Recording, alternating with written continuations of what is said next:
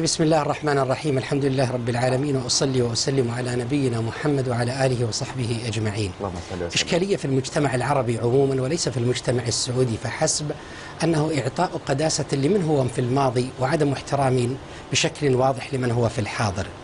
البحث عن إيجابيات من عاشوا في الماضي والبحث عن سلبيات من عاشوا في الحاضر، ولذلك ربما يمر علينا نجوم من المفكرين والدعاة وكذلك الحكام أيضا، لأنه لا تنسب النجومية فقط للدعاة أو من يعمل بالحقل الديني، فقد يأتي حاكم أو غيره ويكون مبدعا كحال الملك عبد الله.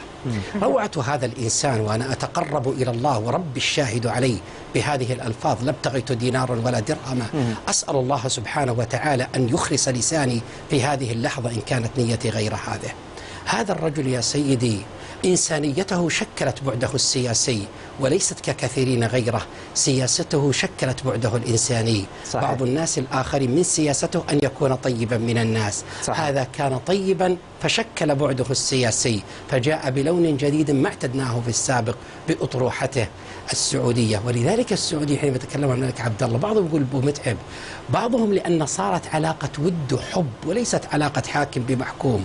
أبو عابد وش قال؟ أبو عابد وش عطانا؟ رجل كبير في السن يسميه أبو عابد، هذا من التلذذ ما أروعه وأبدعه. قصة أريد أن يستمعها منها أمة السعودية وأن يستمعها مني حكام العرب وغيرهم. حدثت لي شخصيا وأتقرب ثانية إلى الله بقولها. كنت أسير في أحد ميادين الثورة العربية في بلد ما، وكانت برفقة زوجتي، وكنت أسير في ذلك الميدان، فقابلني أحدهم قال: الله يسلمك، قال: من أي بلد أنت؟ أنا قلت: من السعودية. فقال لي كلمة واستمعوا قصتي للنهاية أيها الفضلاء. قال: متى تخلص من الملك بتاعكم؟ فسألته سؤالا محددا: أتعرفه؟ قال: لا، إنما فقط هو حاكم عربي. قلت: ألا تسمع مني شيئا عن قصص ذلك الرجل؟ قال: أخبرني بما عندك.